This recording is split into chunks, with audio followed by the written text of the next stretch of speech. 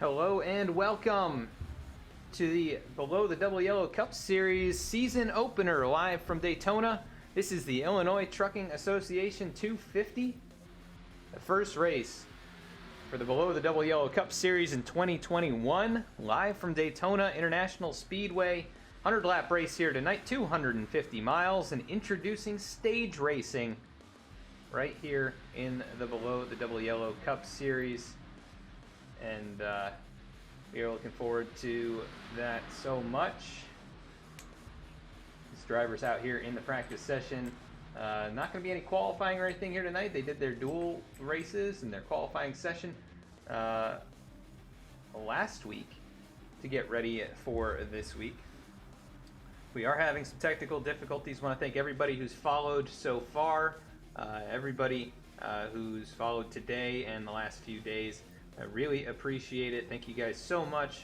And want to welcome the new sponsors for this series. If you're out there watching, and hope you enjoyed tonight's race. Of course, Illinois Trucking Association, the sponsor for tonight's event. You can use the command !ITA in the chat to learn more about them. But we want to thank quite a few others, primarily the sponsor of the series, the American Trucking Association. Thank you for the subscription, Mayo. The Real Mayo. Resubscribed 2 months in a row. Thank you. 4 months total. Thank you so much. This driver's out here burning it down, and we've got some new teams, some new faces for this year, and it should be a lot of fun. Let's see if anybody's out on the racetrack right now. Looks like we've got a couple. Jeremiah Vincent out there on the racetrack along with the number 48 of AJ Stravato, last year's champion.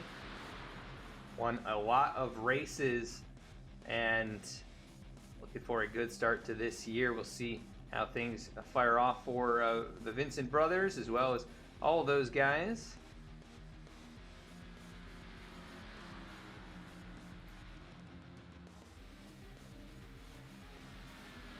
And so we will have stage races here tonight, lap 15, lap 45. It's no fast repairs or anything like that in this series, and will be 70% fuel.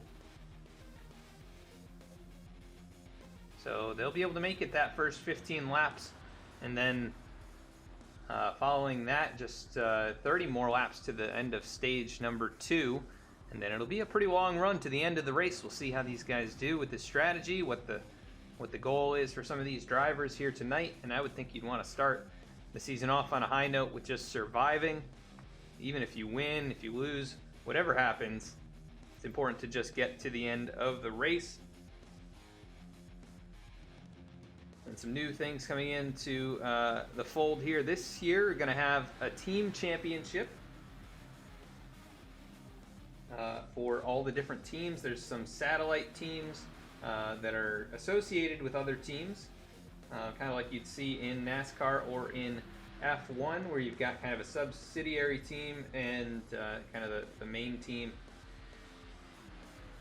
But so many great sponsors, great people involved in getting everything ready for this season, and looking forward to a lot of great racing action as the drivers still putting down some practice laps here in the last few minutes of the qualifying session. You can see Jordan Shepler out here, a brand new paint scheme, the American Trucking Association right there on his car. For team Below the Double Yellow. Joey Mines out here, the number 20.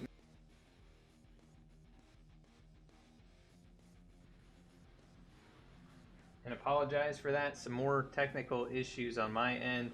Still trying to figure out what's going on. Just seems like our streaming software continues to crash. If it continues to happen, we'll have to do a reset here, and hopefully we don't miss too much of the racing action. Not sure what's going on. No drop frames, no nothing like that, but definitely issues with it crashing.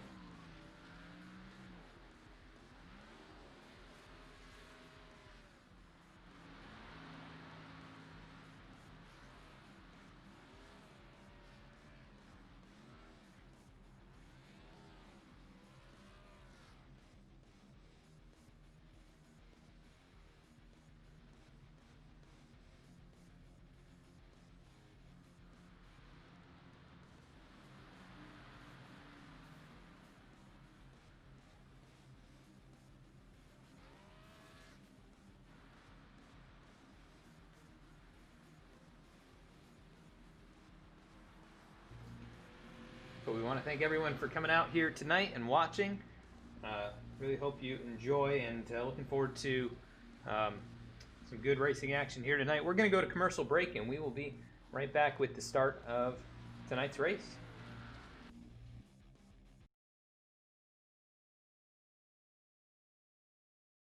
V-Speed is proud to be partnered with Below the Double Yellow podcast, a podcast for NASCAR fans by NASCAR fans. Listen to Nick and Joe discuss all the latest on-track action, available on Apple Podcasts and Spotify.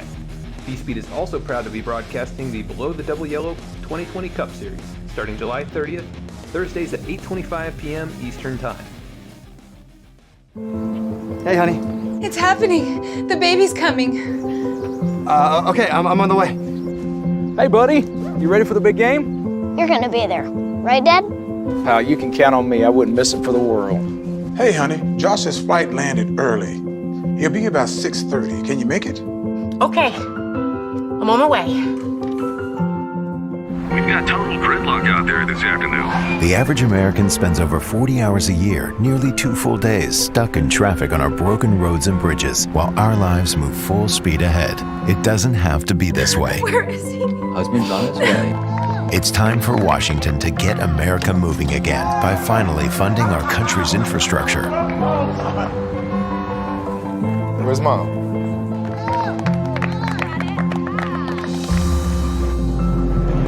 Tell Washington to fund America's infrastructure, because life won't wait.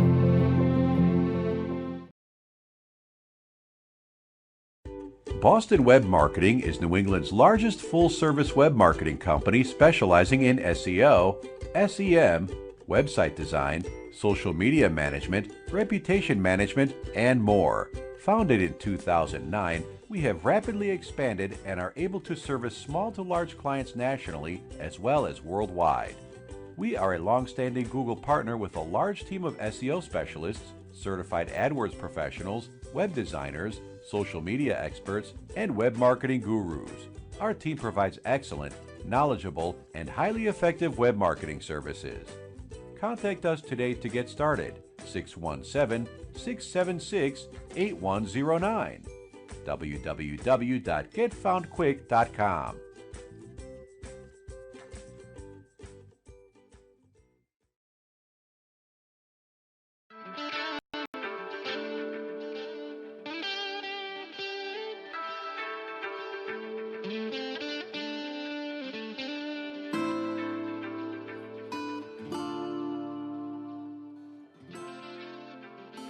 Simulators Anonymous is an online gaming community.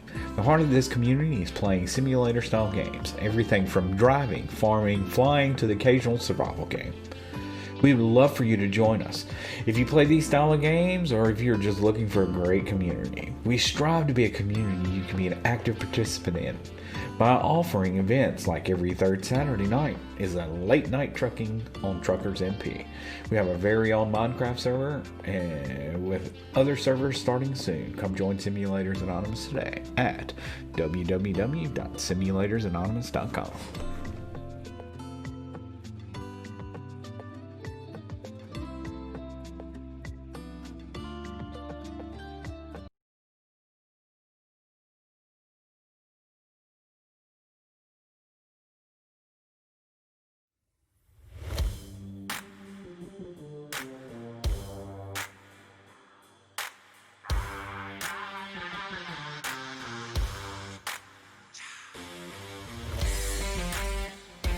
Welcome to V-Speed, your home for sim racing excitement, providing dramatic moments from iRacing and beyond. We offer broadcasting for leagues across iRacing with specialized packages to help grow your league and advertise your sponsors. Shot at it, I think, and right now Stravato with that advantage. It's half a car length the difference between first and second going into turn one. He gives the bumper to Connor Horn. These two have gone all year to get to this point. Jacob Shorba drifting up the racetrack. They make contact. The 88 goes around. The 95 goes around. The 12 caught in it.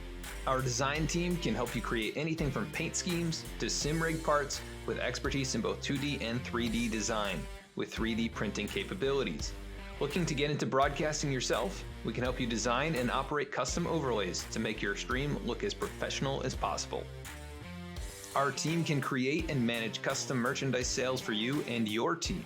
Check out our shop to see what we have in stock and how we can create some awesome merch for you. Check out our race replays on YouTube or catch us live weekly on Twitch. Visit us at vspeedsim.com to see how we can help you on your iRacing journey.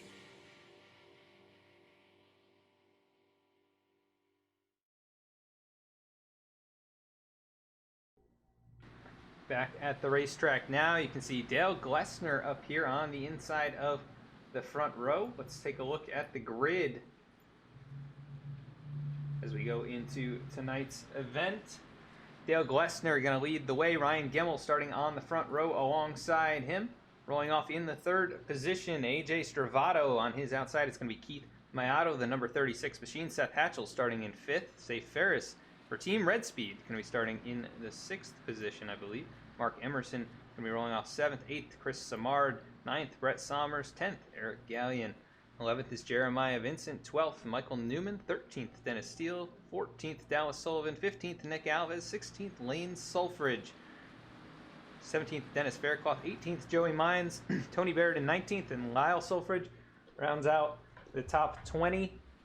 And looks like numbers not showing up. Eric Hutton, 21st, Jordan Shepler, 22nd, 23rd, Nick Starling, 24th, TJ Brendel, 25th, Cody Adkins, 26th, Timothy Emanuele, and that looks like we're all we're going to have time for. Green flag in the air, and we are underway for the first race of the season, the Illinois Trucking Association 250, live from Daytona for the Below the Double Yellow Cup Series. Down into turn number 1, Dale Glessner down on the inside. He is going to lead the field in that way, and Ryan Gemmel up high. He's leading his teammate Keith Mayato, sporting some new colors on that number 36 machine. Down the back straightaway, lap number 1, and it is a dead heat at the front of the field. All right, and we are back hopefully for good. We'll see how things go here. Really apologize for that.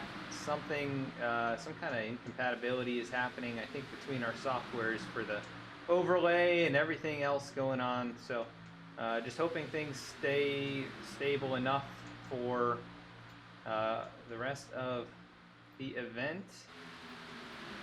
As out in front, it is Dale Glessner, Ryan Gemmel, lap 12 of 100, and approaching the end of stage number 1. It is the V-Speed and Red Speed cars at the front, and a few more V-Speed Camaros behind them. You got AJ Stravato in the mix up there. Let's take a look at the ticker so you can follow along with your favorite drivers. Definitely want to apologize for the broadcast going down a few times here to start things off. I'm really not sure what's going on. Might require a hardware upgrade on my end at some point here. I think something might be failing potentially, but right now Dale Glessner out in front. He is showing the way, leading that low line, and it'll be 1 to go coming to the line this next time. Lap 14 now up on the board. Lap 15 the next one, and that is going to be the end of stage 1. Points on the line for all of these drivers. We'll see who can get that elusive playoff point for winning the stage. Right now it's between Ryan Gemmel and Dale Glessner, trying to get their first stage win, the first stage win of the year for the Below the Double Yellow Cup Series. And appreciate everyone sticking with us. Definitely, again, apologize for the broadcasting issues here tonight. Is Glessner down low? Does he have enough to get the nose out in front? Here comes Stravato pushing him, and across the line, it may be at the end of lap 15. The yellow flag has not flown yet.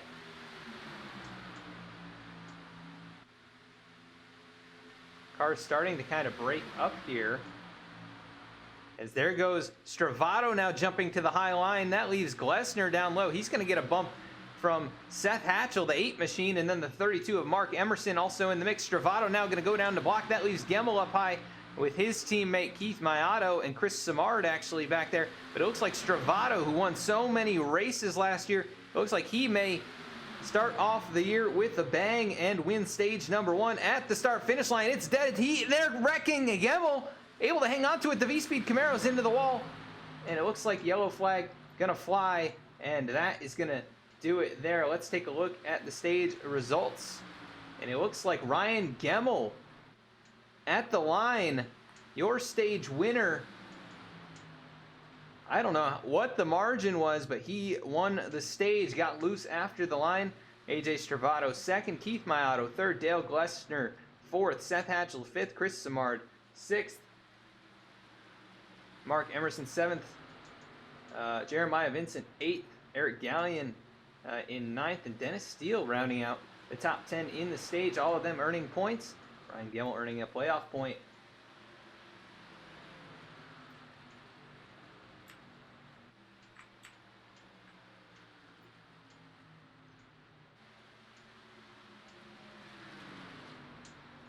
Showing Stravato out in front right here. We'll see how much damage.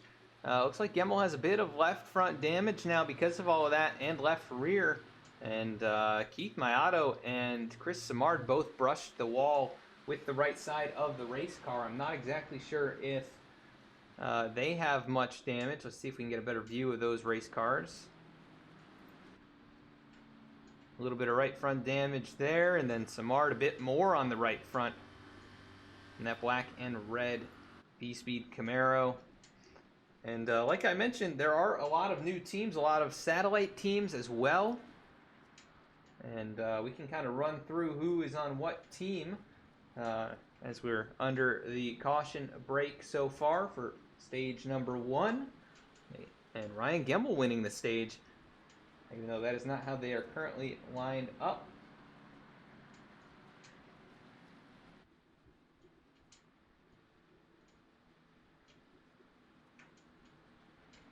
But AJ Stravato for LDR gonna lead the way onto pit lane. Ryan Gemmel for Team V Speed behind him. Dale Glessner for Team Red Speed, satellite team of Team V Speed. He'll bring it in 3rd here with Seth Hatchell behind him. So a lot of V Speed and Red Speed cars up towards the front. You know, there were a few more that qualified pretty well, but I think may have gone to the back of the pack to start things off here. As the field on pit lane, we'll see who wins the battle off here with the first pit stop of the season. Looks like Stravato with a short stop, maybe 2 tires. Looks like 2 tires as well from Dale Glessner. Mark Emerson also for LDR. He's going to take 2, and he'll exit the pit lane in 3rd. Jeremiah Vincent 4th for Vincent Brothers Racing, or Vincent Motorsports, rather.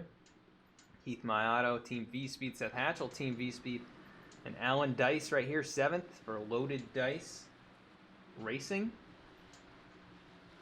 Michael Newman.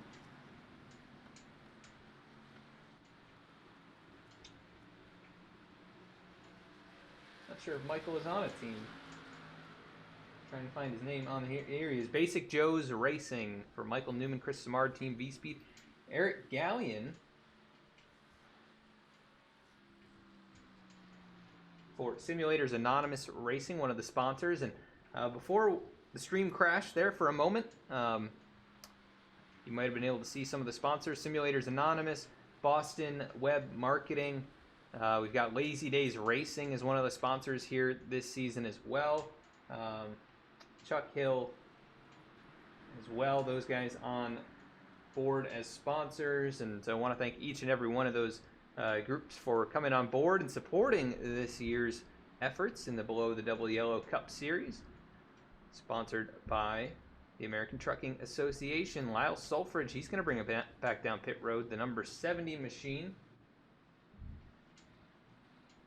for Vincent Motorsports as well. Looks like Thomas Brendel, or TJ Brendel this season. He's got a new fresh Cheetos paint scheme looking pretty good there in the number 22 car. He rides 10th position right now as the field cycles past those cars coming back down the pit lane. It's going to be hard for me to get used to calling him TJ, but TJ Brendel.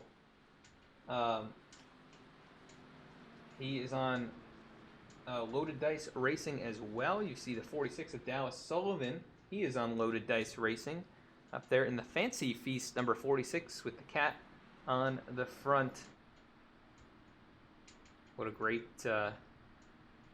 paint scheme there.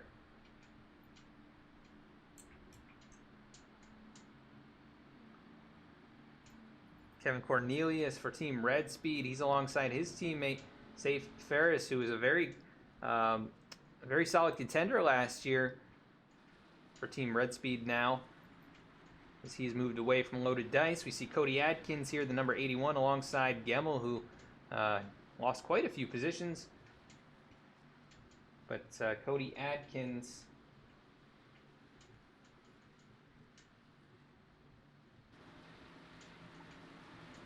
he is also on Loaded Dice Racing in the Taco Bell machine, one of my favorite places to eat. We've got Epidemic 838 in the chat cheering on simulators, anonymous drivers, as we are about to go green for stage number 2. Who is going to win it? Green flag in the air, back underway for the Below the Double Yellow Cup Series. Thank you for the follow, Kibo Fett 47. Thanks for tuning in. Hope you enjoy. And if you are enjoying tonight's race, please consider following or subscribing. Also cheer on your favorite drivers. Let us know you're out there and who you're rooting for, and we'll try and follow along throughout the race. Already a fifth of the way through this thing, just knocking laps out.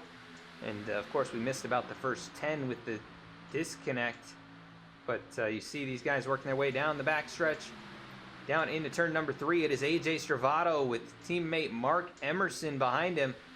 And Mark, the 32 machine, the Rolex car, we saw him make a few appearances at the end of last season, and right now a strong start to the new season. We've got Senior Mucifer cheering on Gilmore. That is Robert Gilmore, the number 40 machine, as he rides back here in the 25th position. And there's a full field of drivers. We didn't really get a chance to take a look at everyone. So we were trying to solve all the connection issues, but he is in the Silver Bullet machine, the number 40, as they work their way down the backstretch. And Simulators Anonymous, the sponsor on that car. Got Hatchell 8 in the chat cheering on Seth Hatchell in the number 8 as he rides in that third position side by side with Satellite Team affiliate Dale Glessner, the number 10 car.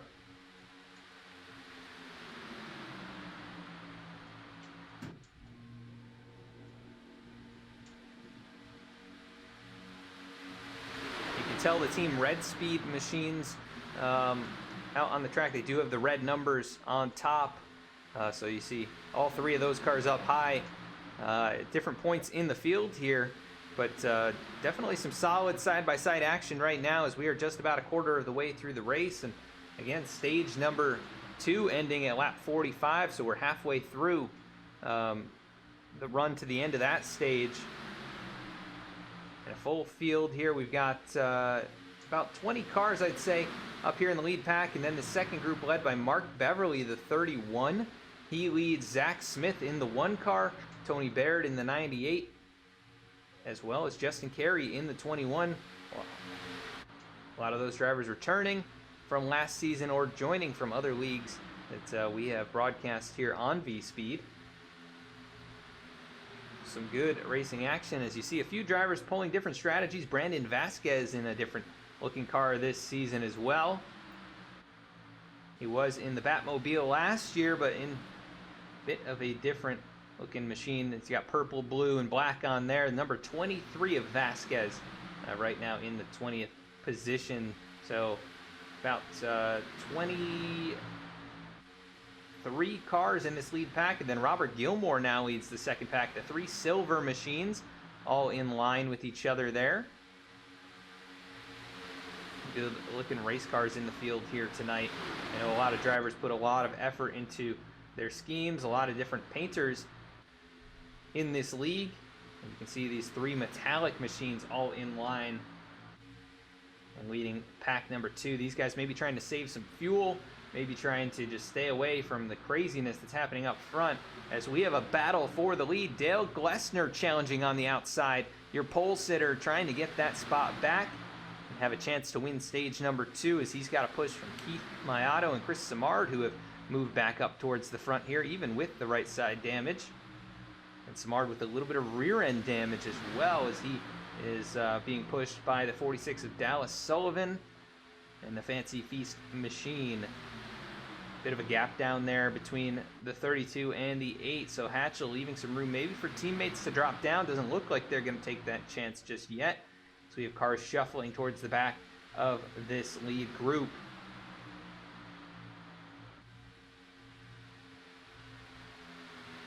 We have a few other fans in chat. Lazy Gaming 89 cheering on number 80.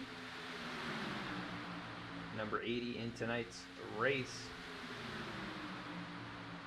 That is Dennis Faircloth, also being cheered on by Kibo Fett. And War Bovine cheering on number 40, Robert Gilmore. A lot of Simulators Anonymous fans here in the chat tonight. Thank you guys all for coming out. As we're getting the season kicked off, you see Dylan Teal up here. The number 78 Machine, he rides 18th now, looking to get passed up by Justin Carey. Carey will move to the 18th position. That leaves Dylan all by himself up high. I'm sure he'll try and find a way into the group here. But at the front, it is still Emerson and Stravato. And look at the gap that they've pulled over the rest of the field. This is pretty crazy.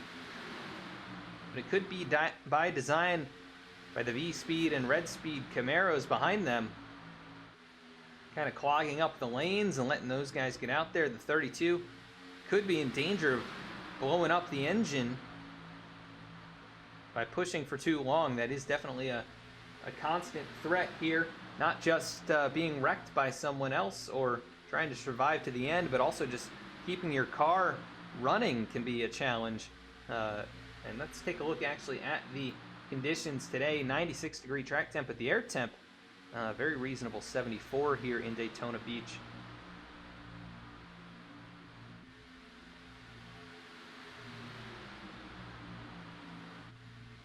So those two starting to fall back just a little bit. You see the 32 of Emerson looking down low, probably trying to get some air to the front of that Ford Mustang. He doesn't want that Rolex machine going up in flames. He's got the V-Speed and Red Speed drivers behind him. Glessner's starting to catch back up on the high line, but pretty calm and collected driving here so far. Not really a whole lot of pushing or extended pushing. Everybody doing a very good job at maintaining their position and keeping it clean so far here. No cautions yet in this race other than the stage break. We have had 5 lead changes for the majority of that first stage. It was Glessner and Gemmel up at the front, and then AJ Stravato stole it away like he did with so many races last year, but this time a stage, as we have entered into the stage racing era here at the Below the Double Yellow Cup Series. And it's going to be very interesting to see how drivers use that kind of racing to their advantage and how it affects other drivers. And definitely a driver to keep an eye on, though. AJ Stravato, so dominant last season. We'll see if he can carry that over to this season as well, as he is doing a heck of a job out front. 13 laps led here in the first 29 laps. It would not surprise me if he could be the majority lap leader here in this race. Even with just about 5 to 10 more laps led, he could probably take that title. But Glessner challenging back up high on the outside, down into turn number 1. He has closed that margin back up, now challenging for second on the outside of Emerson. To make their way down the back stretch, the field fighting side by side. Let's take a little look a little farther back here in the top 10, or just outside the top 10 rather. Eric Hutton right here, the 77 Machine, he's racing it up. He's got the 17 of Kevin Cornelius, who is a new driver to the league here in Team Red Speed. He leads his teammate, Safe Ferris, as well as there's Justin Carey behind them, and Noah Michalski for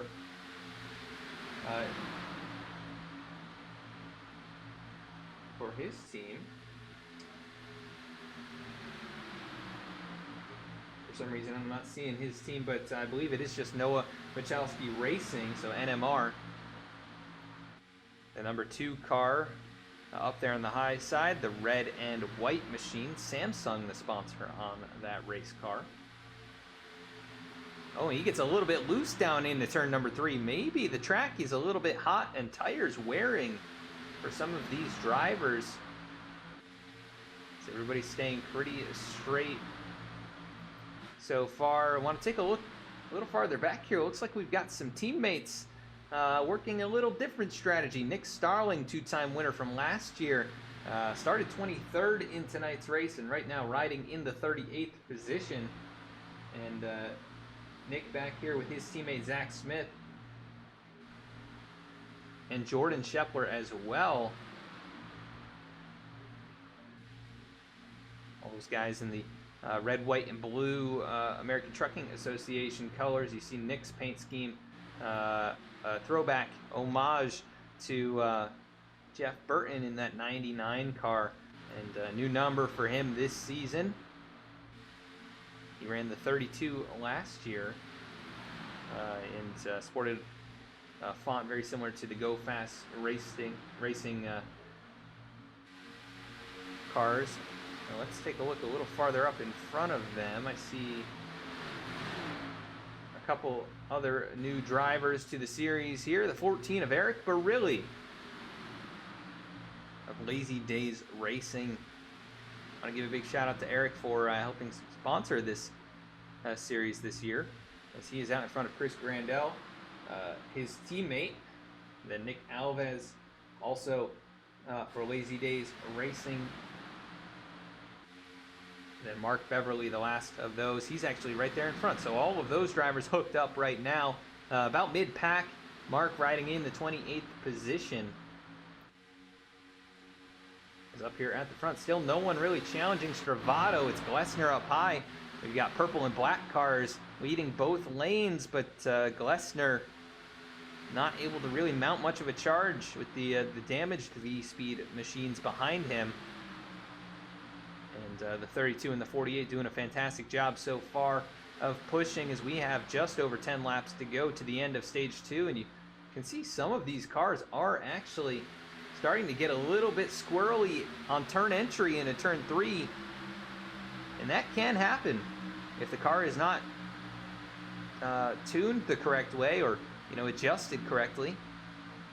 The air is not working in your favor. You might get a little bit loose on diving down into those high banked corners. You can see cars a little bit wobbly as they get down into turn 1, but turn 3 usually the issue. We're going to go on board here with the American Trucking Association in-car camera. Keith Mayato right here in that 4th position, right behind his teammate Dale Glessner, or affiliate teammate rather. And you can see they are definitely keeping a steady wheel. You heard a little bit of tire noise as they went through turns 3 and 4 and across the start finish line. Lap 36 goes on the board, and it'll be 10 to go to the end of stage number 2. We had a car on pit lane. A couple cars actually. It looks like trying to figure out who those are. Maybe Joey Mines. Yep, Joey Mines down here, along with Michael Newman. And it looks like Nathan Ostrowski also down here on the exit of pit road, coming onto the backstretch now, and they all make their way into the pack with no issues at all. But Ostrowski well behind the lead group, and Joey Mines, Michael Newman able to catch the tail end of the draft, so that's going to work in their favor. But the battle is definitely going to be on for stage number 2. Stravato nearly won stage 1. He just barely got beat out by Ryan Gemmel. It was just probably 1 or 2 thousandths of a second as Gemmel got loose across the line. And Gemmel has not been able to work his way out of the mid-pack, right now in the 19th position. And with damage kind of all over that race car, at least on the left side of the race car. And we see the 28 machine, Dennis Steele, the Haviland 28. He's getting a little bit squirrely up there in the high lane. Able to hang on to it. He rides 16th right now, as driver's getting a little bit antsy knowing the end of stage 2 and some points are on the line. Who is going to take home stage number 2 in tonight's race?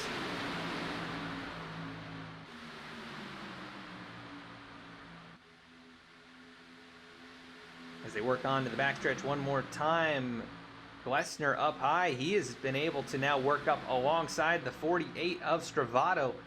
Not really able to pull out in front of him at any point here on this run, but he is definitely up here in the mix. Keith Mayato right there behind him, and look at that gap between Emerson and Hatchell. Hatchell not giving any push to the 32. Those two having to work all by themselves. And Hatchell just not able to reel them in, or purposefully trying to save some fuel and hang out just a couple car lengths back and mount a charge here with the last few laps to go. As here we see Chris Samard gonna move down to the inside lane. He'll jump into that gap in front of his teammate, and that allows Dallas Sullivan to maybe work up towards the front two in that high lane. Can he get up there and start to challenge for stage number 2? As it looks like Dale Glessner able to get down in front. He will take the lead away. Can Stravato do anything to get back around him? He's going to get right to the bumper. And will he move up to the high lane? Looks like Mayato is going to get in the way. So the 48 now kind of boxed in. And Dale Glessner goes to the front here with just 5 laps remaining in this stage. Mayato up high. Can he win this stage after pushing Glessner up there to the lead?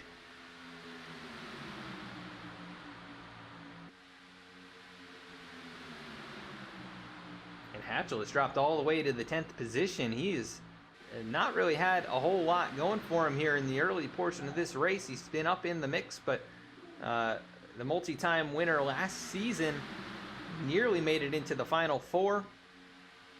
Not had a winning run so far, but solid. And he is up here in the top 10 right now, 10th position. And probably going to hope to get a few more points here before it's all said and done. Right now, Glessner working with Stravato. They've been able to pull out fully in front of Keith Mayato, but that high lane, such a good run out of the corner usually. We'll see what they can get down the backstretch here in lap 41. And Stravato not able to do too much to get around Glessner. It's that 10 car leading the way. Purple and black cars first and second. Then the V-Speed machine of Mayato and the LDR machine of Mark Emerson, the 32, battling for that 3rd position right now. Emerson going to look low on the 48, but nowhere to go. Glessner working about a half lane up off the bottom. Got to be careful. The 48 might stick his nose in there. He's been aggressive when he needs to be. And here goes Mayato now going to work to the inside. Our driver's going to have to pit. That's an interesting move by Mayato to get down in there. Maybe he's going to try and pick up his teammate, Chris Samard. As that leaves the 46 of Sullivan and the 81 of Adkins up high. The 46 of Dallas Sullivan not going to bring it in. Here come the drivers to pit lane, and there is going to be a pit stop. That is not what I expected. Hatchell really deep into the braking zone, and he's going to be able to slow it up. And he'll be alongside his teammate Keith Mayato. That is not necessarily a great recipe for success, but it looks like Mayato farther down the pit lane, and they will all make it into their boxes with no issue at all. As Dallas Sullivan takes over the top spot with Cody Adkins in tow as they work down the backstretch. Only a few more laps, and we'll see if any driver has enough fuel to make it to the end of the stage. This is going to be pretty close. As no one bringing it down this time, so I think these drivers all going to try and stretch it. And you see Safe Fares up in there. Timmy Emanuele now takes the lead away as some drivers rolling off the pit lane. That is Nick Starling and the 22 of TJ Brendel. They're going to go a lap down. That is not what you want to do at the end of the stage, although they will have a caution thrown here in just a couple laps. But I'm very interested to see if anyone can stretch it on fuel. As you see Samard, he must have taken 4 tires, as he is going to fall into the clutches of the lead pack. So Chris Samard, he did take a 13-second stop. Not sure if he just filled up on fuel or what happened there, but we have a couple cars coming down now. That is going to be the number, I am not sure, number 20 of Mines possibly. Nope, those guys working around. There's a 78. 78 of Dylan Teal bringing it down. So Timmy Emanuele being pushed by Safe Ferris. We saw these guys up in the mix a couple times last year in the plate races. And Safe Ferris is going to jump to the outside. He's got teammate Kevin Cornelius in tow. And Dallas Sullivan not too close to the 39. He's not really going to be able to give him any help. And I think he may even be bringing it down this time. I'm not sure what these drivers are planning on doing. Looks like they're going to try and stretch it all the way. The 44 of Safe Ferris takes the lead here on the final lap of stage number 2. Can he win the stage?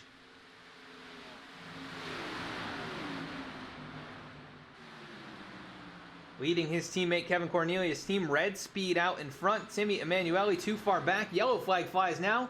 I think that may be the end of the stage. It definitely will be, as it looks like Chris Grandel might be out of fuel. Not sure if there was a wreck. Looks like Chris is out of fuel though. Either way, that car limping back onto pit lane. Let's see if he had any issues here.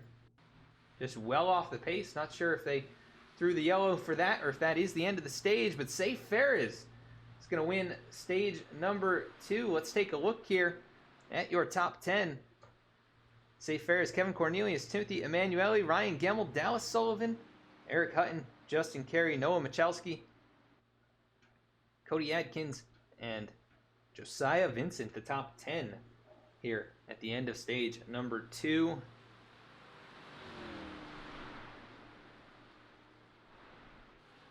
It just jumped right there as they came across the line this time. I'm not sure how they're going to want to score it at the time of caution or at the time of crossing the line.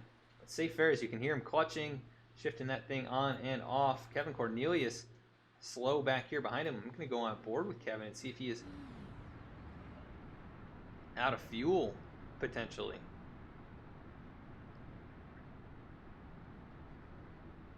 Right now just coasting down the backstretch. Timmy Emanuele as well. I'm not sure if Kevin's able to get that car refired. He's going to let those guys right on past. And he's going to get a push from teammate Chris Samard, the 37. We'll see what the ruling is there from the admins on that. Not sure if pushing is allowed, but I think either way, Kevin probably would have rolled at least the majority of the way to pit lane. But Safe Ferris showing as your stage winner. He's going to bring it on the pit lane. It's going to be interesting to see how things cycle out with drivers who had already pitted and those just bringing it in now. So Team Red Speed wins stage number 2. Team V Speed winning stage number 1.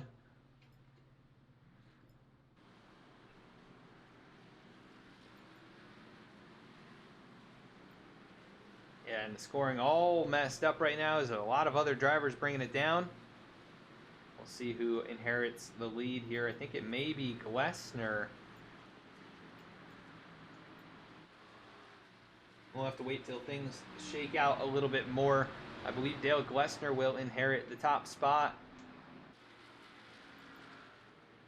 Dennis Faircloth showing in front of him as well, though. I'm not sure how it's all going to work out. But we are going to go quickly to side-by-side commercial break, and we will be right back.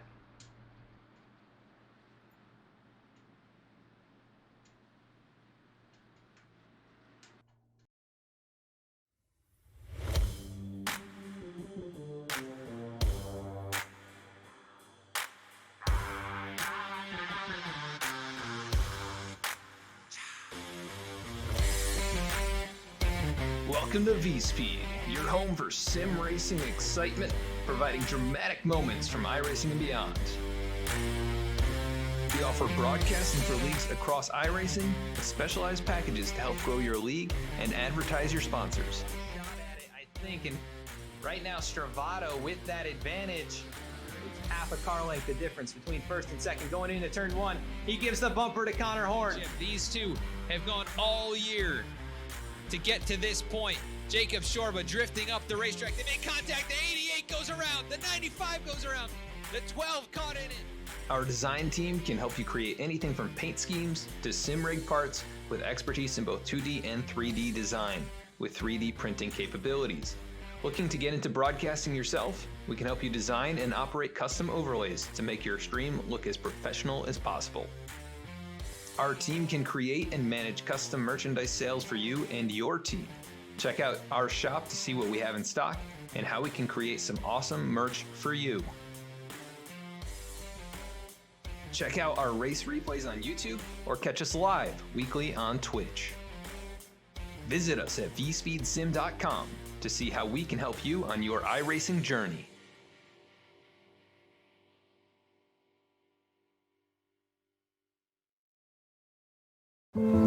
Hey, honey. It's happening. The baby's coming. Okay, I'm on the way. Hey, buddy. You ready for the big game? You're gonna be there, right, Dad? Pal, you can count on me. I wouldn't miss it for the world. Hey, honey, Josh's flight landed early. He'll be about 6:30. Can you make it? Okay. I'm on my way. We've got total gridlock out there this afternoon. The average American spends over 40 hours a year, nearly 2 full days, stuck in traffic on our broken roads and bridges, while our lives move full speed ahead. It doesn't have to be this way. Where is he? Husband's on his way. It's time for Washington to get America moving again by finally funding our country's infrastructure. Where's Mom?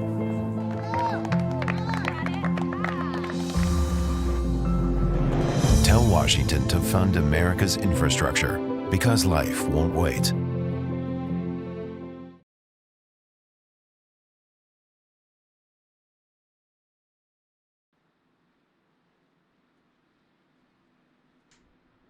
And back at the racetrack now, it looks like Dennis Faircloth will inherit the lead, and we're going to go at least one more time around, just reaching the halfway point of tonight's event. We will be right back after a quick message from another one of our sponsors.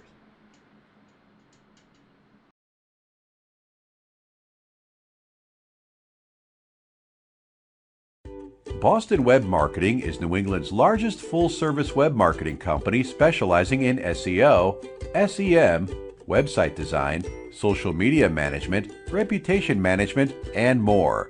Founded in 2009, we have rapidly expanded and are able to service small to large clients nationally as well as worldwide. We are a long-standing Google partner with a large team of SEO specialists, certified AdWords professionals, web designers, social media experts, and web marketing gurus. Our team provides excellent, knowledgeable, and highly effective web marketing services. Contact us today to get started. 617-676-8109. www.getfoundquick.com.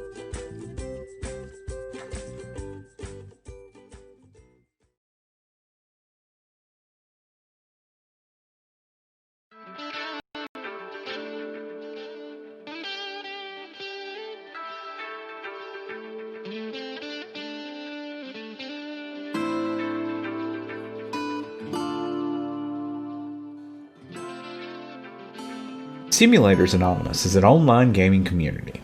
The heart of this community is playing simulator-style games, everything from driving, farming, flying to the occasional survival game. We would love for you to join us. If you play these style of games, or if you're just looking for a great community, we strive to be a community you can be an active participant in by offering events like every third Saturday night is a late night trucking on Truckers MP. We have a very own Minecraft server and with other servers starting soon. Come join Simulators Anonymous today at www.simulatorsanonymous.com.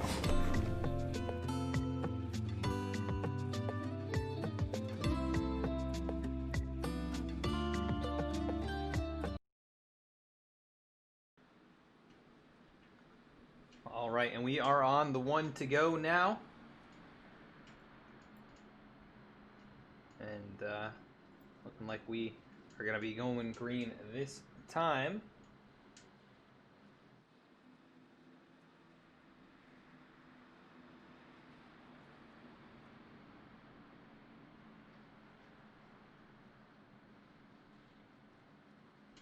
And a quick recap of tonight's event so far. Stage 1 winner Ryan Gemmel. Stage 2 Safe Fares. We've had 2 cautions and a total of 10 lead changes, 5 per stage. Kind of interesting to see how that's worked out. But Gemmel taking stage 1 by just an inch over AJ Stravato.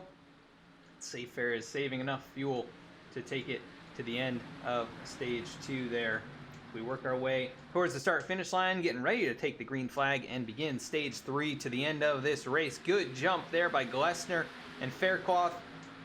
The 28 of Dennis Steele not really getting going all that well. You see the field a bit mixed up as drivers pitting on different laps during that cycle, trying to plan out how to get the best advantage for stage number 3, and it worked out very well for Safe Fares, who's up here in the mix after winning the stage as well.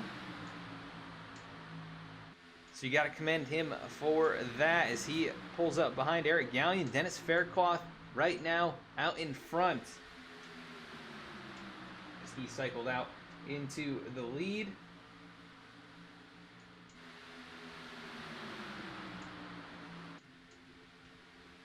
A lot of fans for Dennis in the chat here tonight, and Eric Gallion beside him. But here comes Safe Fares, one of the most aggressive drivers in this field. We saw it all of last season. He was up here challenging in these types of races, and he is trying to take that lead back from the number 80 as the 33 of Gallion gets up behind him. Here comes Josiah Vincent, Jeremiah Vincent, Dale Glessner back up into the mix here as we've got 3 wide. Alan Dice down there on the inside of Noah Michalski, and then it was the 28 of Dennis Steele who's fallen back quite a few spots here on this restart, but Eric Hutton up in the mix here as well. You see the 16 of Nick Gardner, who we haven't talked much about. He is up here as we've got a little bit of beating and banging going on. It looks like the 33 of Gallion was out of shape, and he almost made contact with the 9 of Jeremiah Vincent. Vincent, one of the final 4 last season, along with Josiah, his brother up there right in front of him, the 4 car, one of the most consistent drivers. He ended up with a pretty solid run in the finale, but not enough to win the championship over AJ Stravato. And speaking of Stravato, who's led so many laps here tonight, he is back here in the 14th position, fighting with Chris Samard and Dennis Steele right up there. Also the 71 of Lane Sulfridge in the Hot Wheels machine right here in front of them. It looks like he is having some connection issues potentially with the server. But Color Chrome number 71 Hot Wheels machine. I'm a big fan of the Hot Wheels paint schemes. Going back to Kyle Petty in the 44 car. One of my all-time favorites for sure. I used to run the Hot Wheels scheme all the time on iRacing, but looks like Lyle having a bit of an issue, or rather Lane having a bit of an issue with his connection. I think he might have fallen out just now. But Dennis Faircloth still hanging on to that top spot. Safe Fair is trying to fight alongside, and he is trying to work the side draft, which they've started to implement here in iRacing. Wasn't really much of a factor in the past.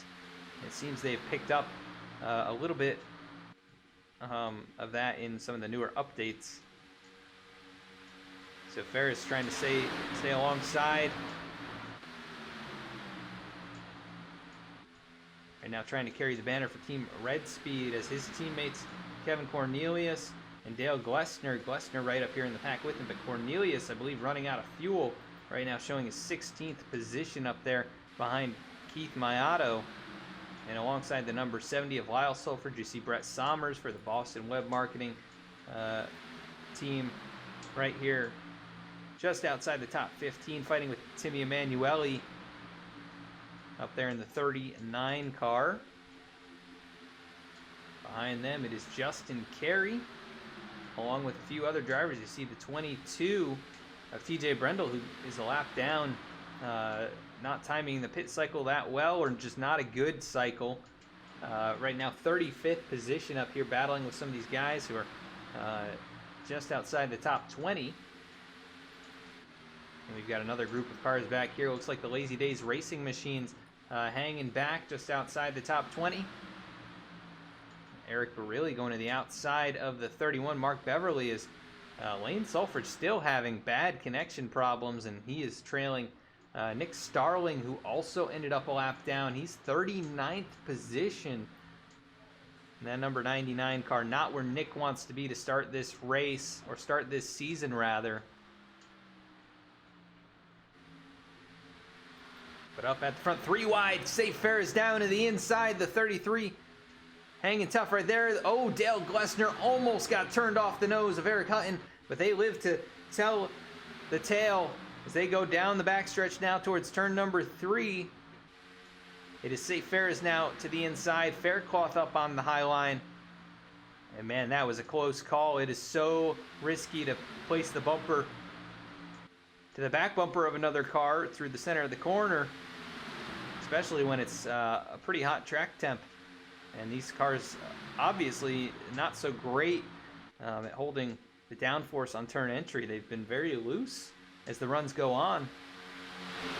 And even though just a little bit over 10 laps on the tires and fuel, you can see even the 4 car of Josiah Vincent, he's peaking up high, trying to keep that car going in the right direction. As he's giving a huge shove to Safe Fair as the 44, trying to push him out to more of a lead and have a chance to secure the inside line for themselves. No challengers on the outside. Is Faircloth fading just a little bit? Is he going to drop down in? Nope, here comes Jeremiah Vincent to close that hole.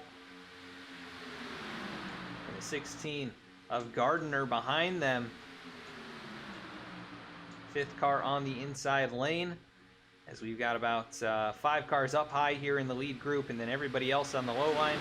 Then you got to go all the way back to, it looks like, Chris Samard, and Samard is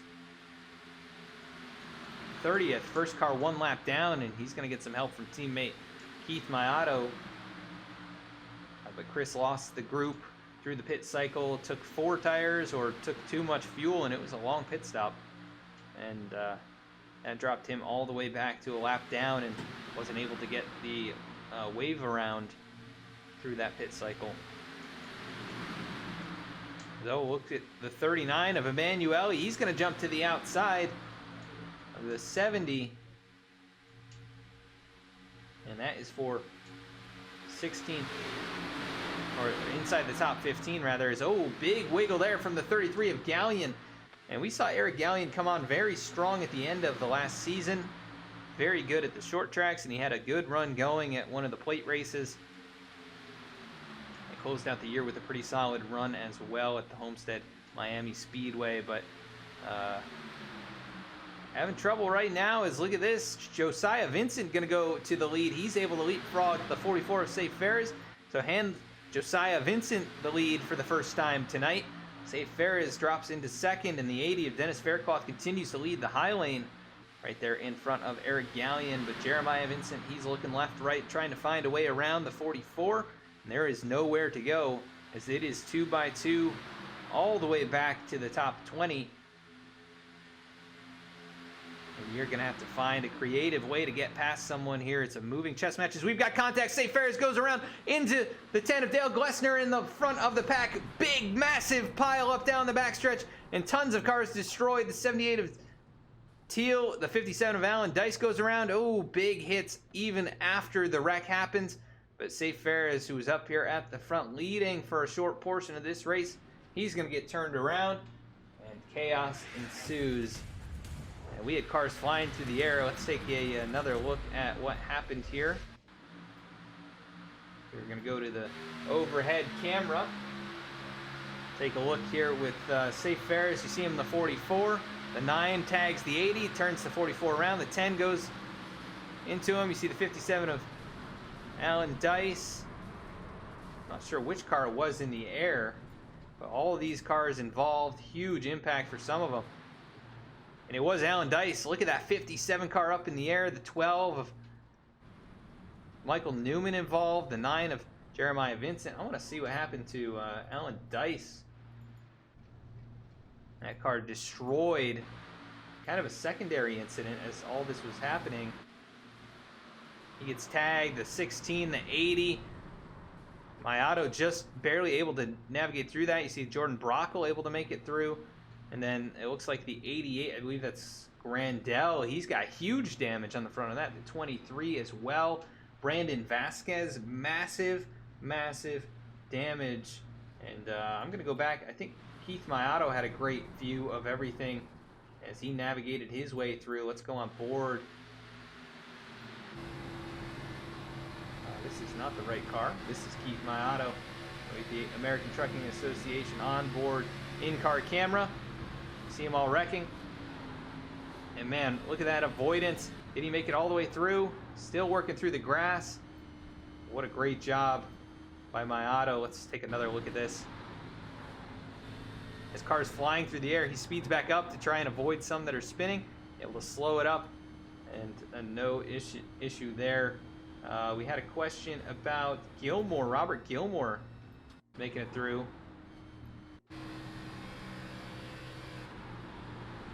He was he was well behind the pack when all that happened. He pulled it down to the pit lane pit exit area. He was able to survive that. So a lot of cars involved and a few cars, just one car staying out rather. That is going to be Jordan Brockle staying out on the racetrack. That is going to throw a wrench in a lot of people's plans. We're trying to get a wave round. Is he going to bring it down the pit lane or just trying to lead a lap, which will earn you some bonus points here, or a bonus point rather, in the Below the Double Yellow Cup Series. But man, that was a crazy incident. So many cars involved. It looks like about 20th on back on pit lane. Dale Glessner, heavy hitter here tonight. He took a heavy hit. It appears that car destroyed. You see Faircloth rolling off the pit lane, and it looks like the team Red Speed with some casualties in tonight's race, especially from that wreck. Kevin Cornelius made it through. It appears just a tiny bit of rear end damage, so he will continue to drive. Here comes Brockle. He will bring it down the pit lane, and that'll hand the lead over to Josiah Vincent.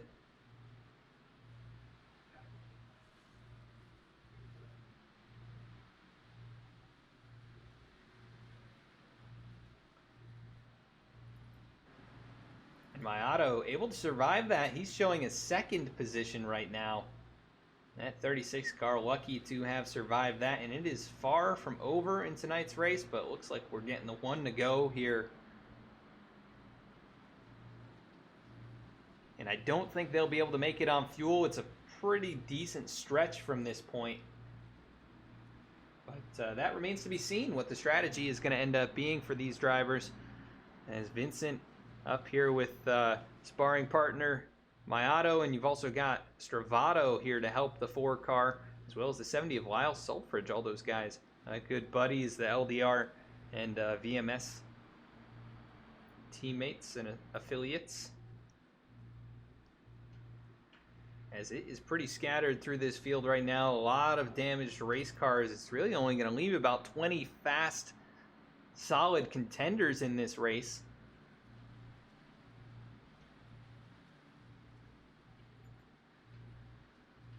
So the damage starts, it looks like right back around Noah Michalski, actually in the 13th position. A few cars behind him are clean and green, no damage on a few of them. But then you get back to, oh man, the 22 of TJ Brendel. That car absolutely destroyed. As Mayato, a pretty good jump, but looks like these 3 on the inside line working together pretty well there. They're able to get out to a pretty good jump. And then a small gap back to Seth Hatchell. Also, you've got the 46 of Dallas Sullivan and the 28 of Dennis Steele, who was able to survive all that mayhem. He's up here in the top 10. And here comes Eric Barilli leading the Lazy Days Racing line of race cars, the 14, the 24, the 31. Chris Grandel was involved in that, so he's not going to be out here to support these guys. But they have worked their way now up inside the top 10. The remaining 3 Lazy Days racing machines riding 8th, 9th, and 10th. Just behind them, Ryan Gemmel and Kevin Cornelius. Tony Baird also up in the mix here in the 11th position. And about 2/3 of the race over, just over 30 to go. We've got planes landing in the background. The Daytona International Speedway so close to the airport.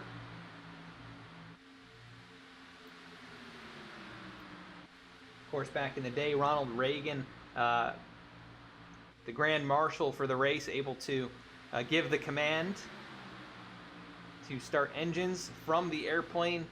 They landed, and he was able to watch the race. Richard Petty going on to win his 200th race of his career, his final win of his career. So right now it is Josiah Vincent, AJ Stravato, and Lyle Sulfridge, the top 3. Keith Maato, Seth Hatchell completing the top 5. And then Dallas Sullivan, Dennis Steele, Eric Barilli, Nick Alves, and Mark Beverly rounding out the top 10 in the field at the moment. But Tony Baird right there behind him. He's got a hungry Ryan Gemmel in the 17. Kevin Cornelius as well. But look at Brett Sommers working on the outside all by himself as he is trying to work his way up there. The 33 of Galleon also trying to climb back towards the front. Looks like Gemmel will jump up to the high side in front of the Jolly Rancher machine, and he'll try and work his way back up into the lead pack after winning stage number 1.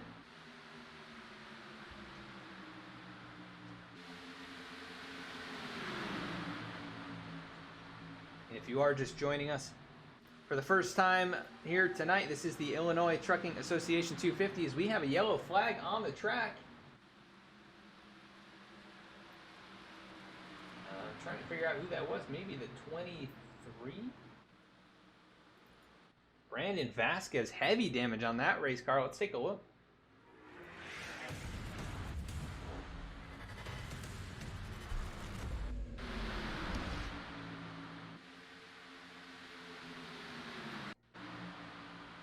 All right, it was Brandon Vasquez.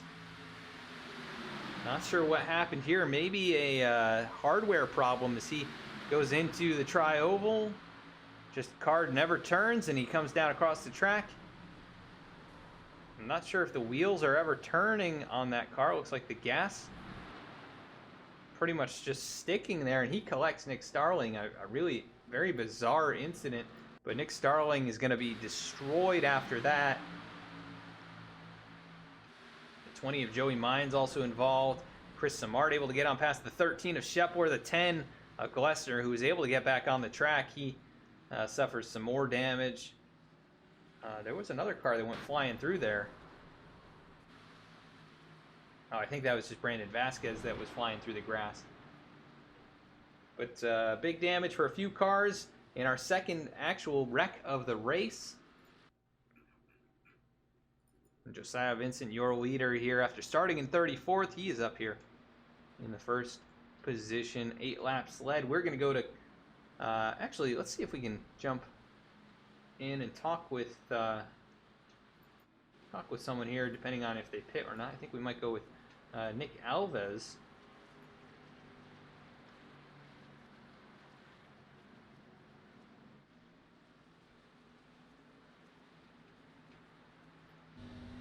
See if he brings it down the pit lane or what these drivers elect to do. Quite a few bringing it in, so we won't jump in with an interview. These guys trying to make it to the end on fuel. We are going to go to a commercial break, and if we get another yellow, we will jump in with a driver interview. So we will be right back. I'm Jonathan Proper, CEO of Jobs.com, and I'm here to give you the naked truth about laundry. Size does not matter when it comes to laundry. Let's start with Jugs. It's big, all right, messy too, and expensive. You know why? Lots of plastic, lots of water, shipped all over the country, from factory to warehouse to retailer. That's what you're paying for. It's a dinosaur. And we all know dinosaurs are extinct. Meet our imitators. This is your average detergent pod. It has 20 plus chemicals with names nobody can pronounce. Nice colors. I hope they don't stain. I know color doesn't clean. Would you take a bath in either of these? No way. That's why we developed Drops.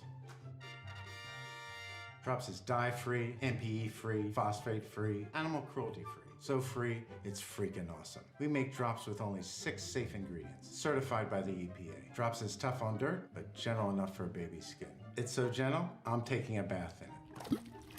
Doing laundry with Drops is hard to up. 1 drop equals 1 load. Now, can we talk about my package? 100% recyclable. Manufacturing Drops ourselves and distributing directly helps us cut out the middleman and reduce transportation costs. With delivery plans as low as $4 a month, the average family can save $100 a year. Hello? What are you saying? The cleanest clothes at the lowest price? You're damn right it's a great deal. Thanks for calling. Shipping is always free. You choose the product and plan that's right for you, and we'll drop Drops at your door. The naked truth is that Drops makes laundry better and life easier. Every Drops counts, saving money, plastic, water, and time. So go to drops.com. The first one's on us.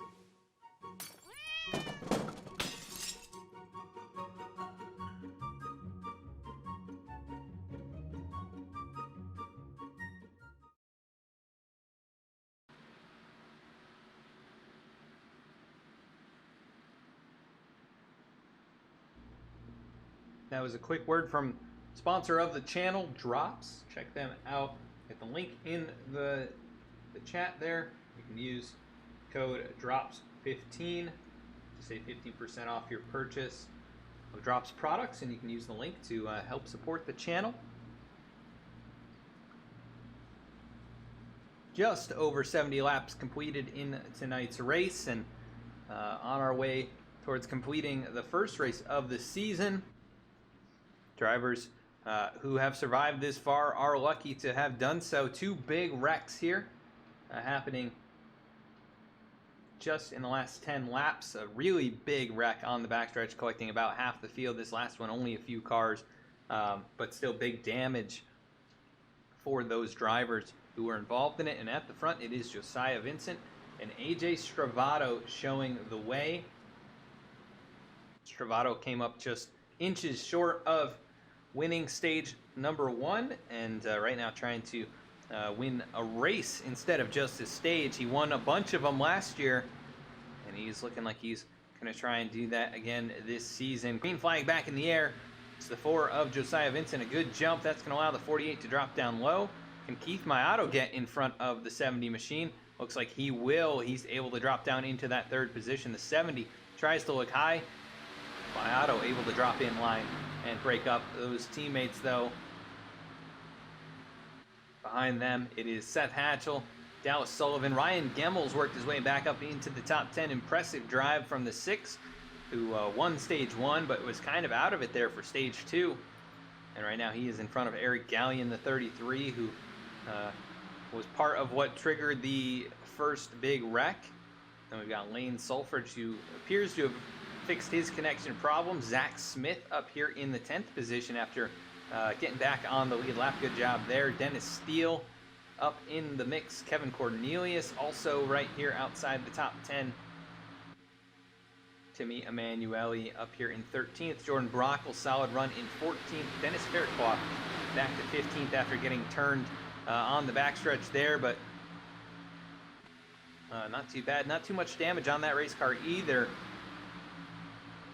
Like his Geico agents probably did a good job of finding a good body shop. That car looks pretty clean. Down the backstretch, Josiah Vincent leading the way over AJ Stravato.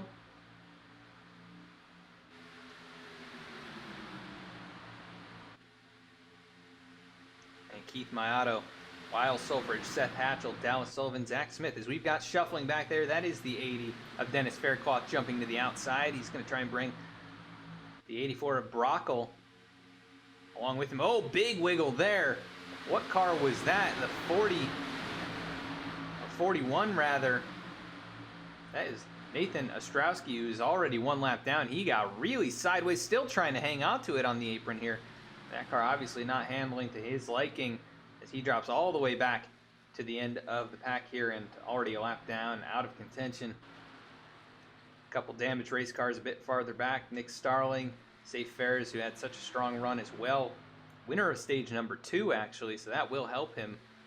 But right now, 38th position for Safe and 31st last car on the lead lap for Nick Starling. They're in the 99.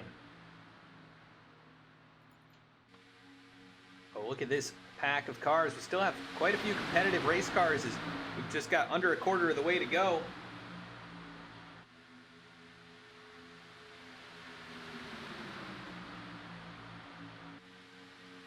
And the one of Zach Smith charging to the outside now. He's got some help from Dallas Sullivan. They work down the backstretch. Zach Smith, the American Trucking Association machine. Of course, the sponsor of the series here. How cool would it be to put that car in victory lane in the season opener and kick things off that way? Zach Smith didn't have the best of seasons last year. Had a few solid runs, but overall probably would like some of those races back. And now he has a chance to prove himself here in race number 1, but still plenty of time to make things happen or things happen to you. So just gotta be careful and mindful of the time remaining, not make your move too soon and get caught up in someone else's mess. As it looks like, look at that, Dennis Faircloth, he continues to make moves and he's up to 13th now. Looking on the outside line, Timmy Emanuele throws the block, the 80 goes to the inside. Faircloth, who led 9 laps and was up there at the front for a good portion after stage number 2 ended, involved in wreck number 1. Right now trying to charge his way back into the top 10. You can see all these cars right up here in front of him fighting for position.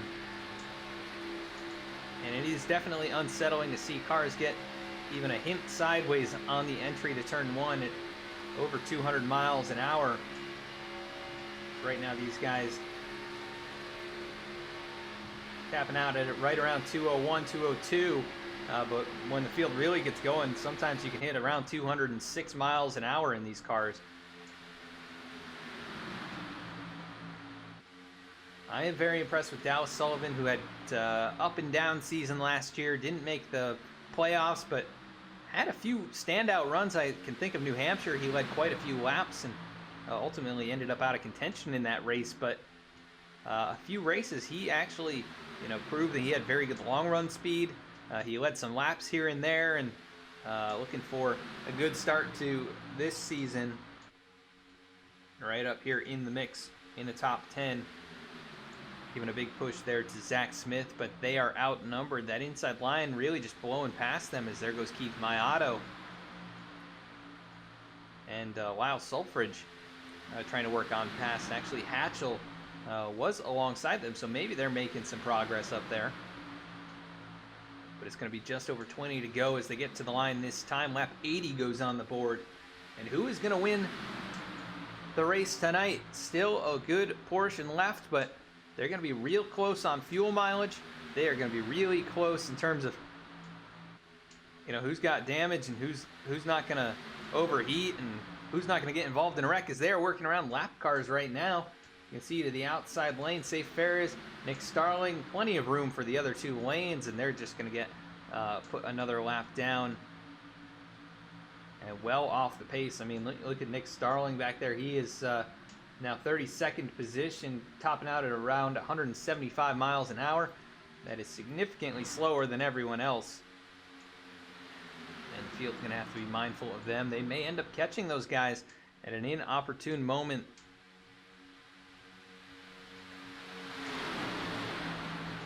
And trying to see where this lead pack kind of ends. It looks like Jordan Brockle kind of in between the 2 packs, but TJ Brendel up here in 19th. This car has been battered and it's dirty and looking like my fingers after coming out of a Cheetos bag covered in stuff. But right here in the back of the lead pack, and Nick Alves Mark Beverly, Eric Barilli. There goes Dale Glessner back onto the pit lane, trying to pit farm that race car and make it to the end. But good racing up here, side by side for a lot of these positions. Really only 3 cars out in front of the 2 wide racing, as the 70 of Lyle Sulfridge trying to get up there and join those guys single file, but not going to happen. As look at the push from Dallas Sullivan, as they are squirrely down the backstretch. The 1 car down into turn number 3. He's alongside Keith Mayato by the time they enter turn 3.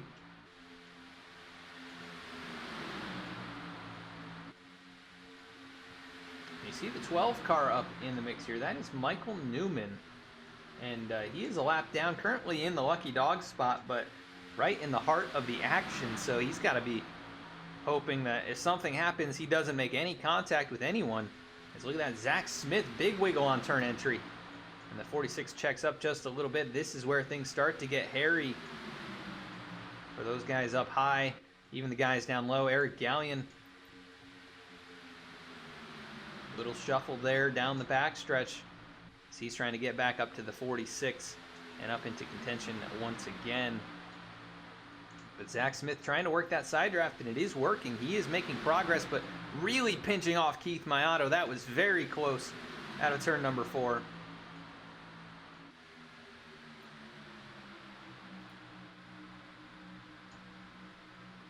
You can see this is really the competitive field. I believe it's...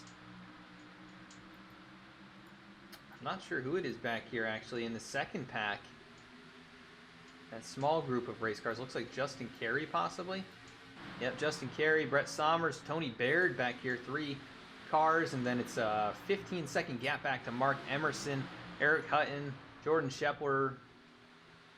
That's the 16 of Gardner, and then the 40 of Robert Gilmore. But Hutton and Gilmore both a lap down. Very interesting which cars ended up off the lead lap, but Hutton with a lot of damage. The 40 car looks pretty clean, but just not close enough to stay on the lead lap, I think, throughout this race. It'll be 15 to go next time by. AJ Stravato right on the back bumper of the 4 car of Josiah Vincent, and Josiah has, I think, probably led the most laps at this point, 23 to Stravato's 23, so they're actually going to be dead even for that. And that is always a bonus as well if you can lead the most laps. Zach Smith really not making any more progress. He's able to get alongside Keith Mayato, but not able to get any farther than that, as it looks like maybe a blown engine for someone who made their way onto the pit lane. I think that might have been Nick Starling with his engine giving it up.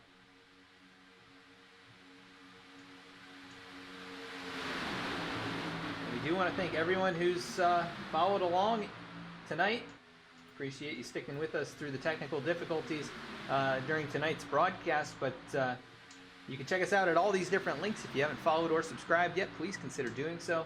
Check us out at Facebook, Instagram, and Twitter at VSpeedSim on all of those platforms. You can check out race announcements on Facebook and Twitter before each and every broadcast, and some other interesting automotive and racing related content on all of those platforms as well. You can check out race replays from last season and other leagues over at our YouTube channel, VSpeed, over there as well.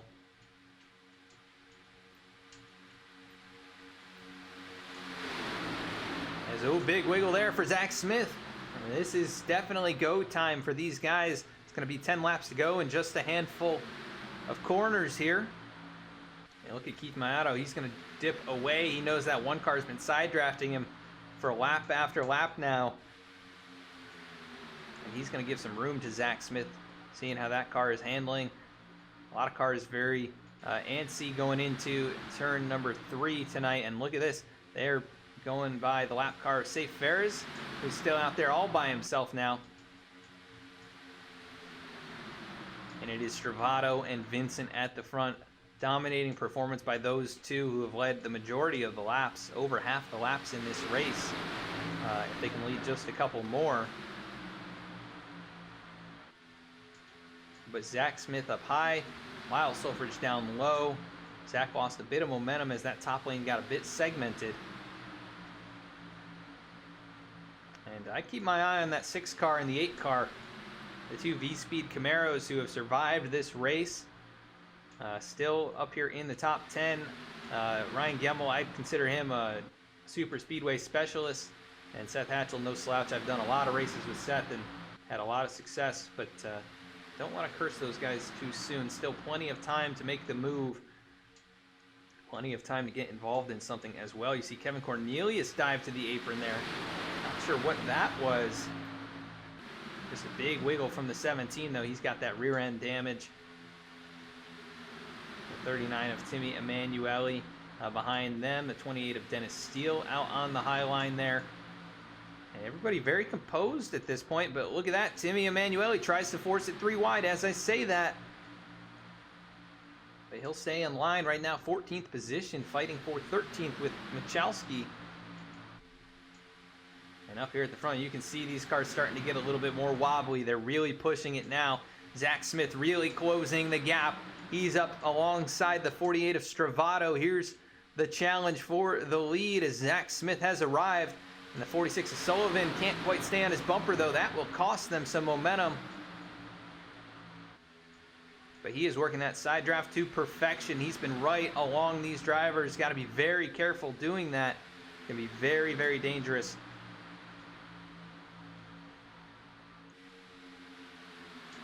And 46 of Sullivan all over his back bumper. You see the one, that back end starting to get squirrely. It'll be 10 to go this next time by, and it is a challenge for the second spot. Josiah Vincent, no challenger to his outside just yet, but it is coming. That high lane is rolling. They just need a few more cars to give it a lot of steam. As Zach Smith, a little bit of a blink there. But he is back, no serious connection problems. Hopefully no problems for him at this point. He's worked so hard and raced so long to get to this point in the race and where he's at. It is really a moving chess match in these events. Sometimes it takes a little bit of luck and a mistake by someone else to get into the right spot.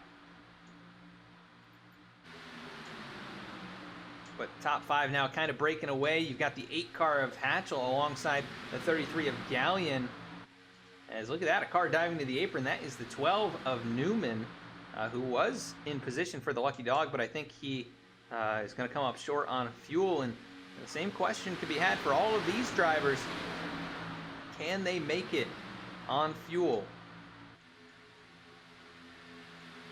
Saw cars barely make it to the end of stage number 2, and that was just under 30 laps, and this is going to be right around that point. Josiah Vincent says he's been on track for 29 laps. AJ Stravato 28.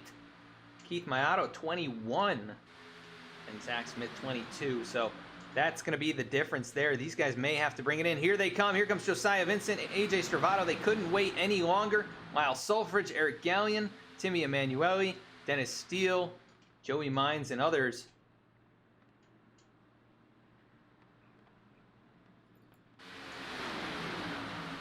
And that hands the lead over to Keith Mayato. He was patient behind those guys, knowing they had to pit. And he's got the 46 of Dallas Sullivan right there behind him. Seth Hatchell, Ryan Gemmel, Kevin Cornelius, Dennis Faircloth, Tony Baird, Chris Samar, Jordan Brockle, the top 10. And just looking at all of these guys, I think it's possible they could make it. It's going to be right at the edge of their fuel range. And it's going to be close for some of them. Here comes Hatchell. Here comes Mayato. They're all going to pit. They are all coming in, except for Jordan Brockle, Justin Carey as well. They're going to remain on the track, and maybe they can stretch it to the end of this race. But that is not a good sign if these guys just pitted now, and it was only 23 laps or so on fuel, and they just realized that they couldn't make it. Got to make sure that you don't make any mistakes getting into your box here. And where are the other cars that were getting up to speed? Let's take a look here. Got to be careful getting back up to speed on this apron.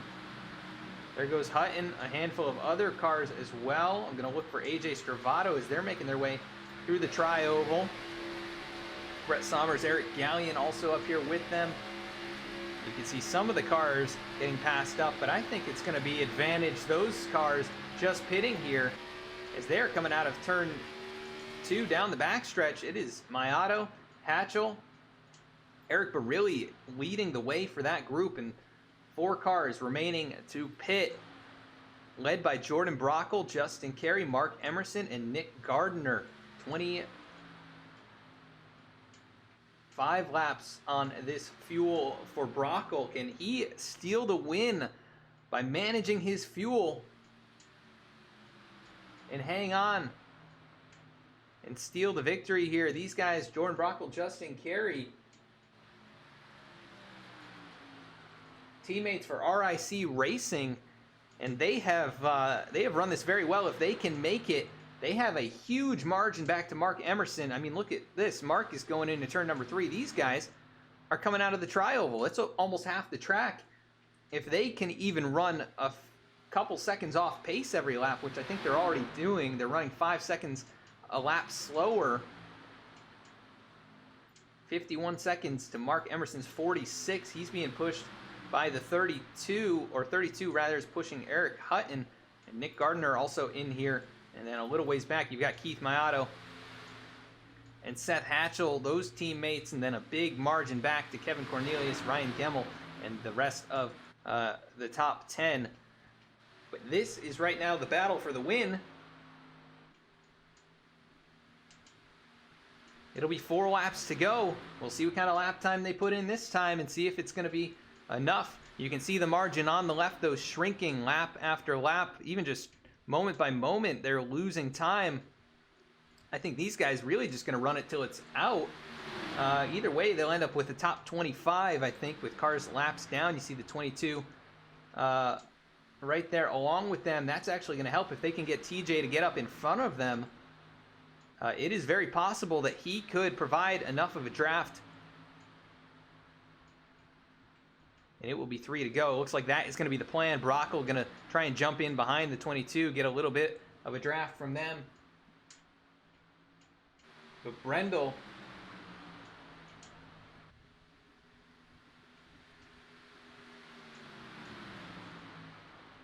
he is racing for Loaded Dice, not these guys. And they are not able to keep up with him. 3 laps to go. The gap back to third. Now Keith Maiato's been able to pass up Emerson and company. And it's Maiato and Hatchell 14 seconds back and closing. Kevin Cornelius another second or so back from those guys. Or 2 seconds rather.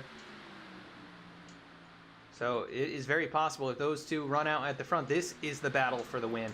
But this is just a crazy ending. All kinds of strategy plays. Jordan Brockle, Justin Carey, I would never have expected these guys to be up here with just a few laps remaining. And oh, here comes Brockle. He's not going to make it. That leaves Justin Carey to try and carry the torch. No pun intended. Can he do it? 2 laps remaining. The pink and blue and black car, he's got a 10-second gap. He can slow it up. He can't slow it up because the rest of the field closing in 5 seconds a lap. It's going to be dead even at the line if he can make it at this kind of a pace. Right now about 15 miles an hour slower than the rest of the field, but sometimes slow and steady wins the race, and Justin Carey's banking on that philosophy. As you see Eric Barilli, he is showing 1 lap down on my screen. He may have had to come back in. I think he had a speeding penalty. But you see, oh no, Justin Carey not going to be able to do it. He's going to bring it to pit lane. He's going to give up the lead. Here comes Maiato and Hatchell. This is going to be for the race win. You can see the cars behind him. Ryan Gemmel, Kevin Cornelius, Dallas Sullivan, and others all trying to scurry their way up towards those two. They know they have the speed. They've been lapping just a bit faster than those two, but Hatchell, he pushed his teammate to victory last year at Michigan. Is he going to do that again with Keith Maiato to win the opening race of the season? Here comes Gemmel. They are closing. Hatchell jumps outside. It's going to be side by side down into turn number 3. Where does Gemmel go? He takes it 3 wide. Here goes Kevin Cornelius to the middle. He's going to give the push to Seth Hatchell. It's 5 V-Speed machines at the front. Here comes Dallas Sullivan into the mix. Hatchell through the middle. I think he's going to be able to do it. Can Seth Hatchell open the season with the win? Bumping and banging for the second position, but Seth Hatchell is going to win at Daytona. And what a wild finish. Kevin Cornelius second. Dallas Sullivan ends up in third. Those cars in the middle able to move up and take away the top 3 spots. What a run for Hatchell. He led 1 lap, and really he only led less than half a lap. That is incredible timing. That's the way to do it. And you can see again, congratulatory bump there from his teammate Ryan Gemmel. So Seth Hatchell, he wins his first victory of the season. He had 2 last season. Probably could have gotten a few more, but the luck on his side tonight, able to weather the storm and bring it home in the lead for Team V-Speed. Congratulations, Seth Hatchell. Started 5th after very good duels in qualifying and ends up winning the race. 1 lap led the final lap.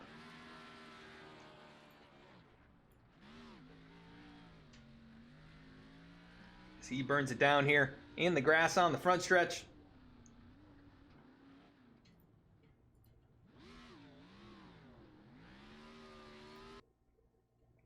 Seth Hatchell, your race winner here tonight for the Illinois Trucking Association 250 from Daytona.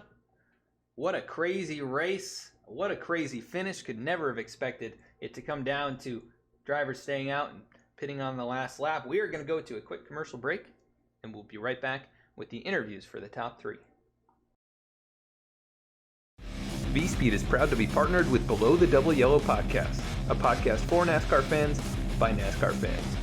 Listen to Nick and Joe discuss all the latest on-track action available on Apple Podcasts and Spotify. V-Speed is also proud to be broadcasting the Below the Double Yellow 2020 Cup Series, starting July 30th, Thursdays at 8:25 p.m. Eastern Time. Hey, honey. It's happening. The baby's coming. Okay, I'm on the way. Hey, buddy. You ready for the big game? You're gonna be there, right, Dad? Pal, you can count on me. I wouldn't miss it for the world. Hey, honey, Josh's flight landed early. He'll be about 6:30. Can you make it? Okay. I'm on my way. We've got total gridlock out there this afternoon. The average American spends over 40 hours a year, nearly 2 full days, stuck in traffic on our broken roads and bridges, while our lives move full speed ahead. It doesn't have to be this way. Where is he? Husband's on his way. It's time for Washington to get America moving again by finally funding our country's infrastructure. Where's Mom?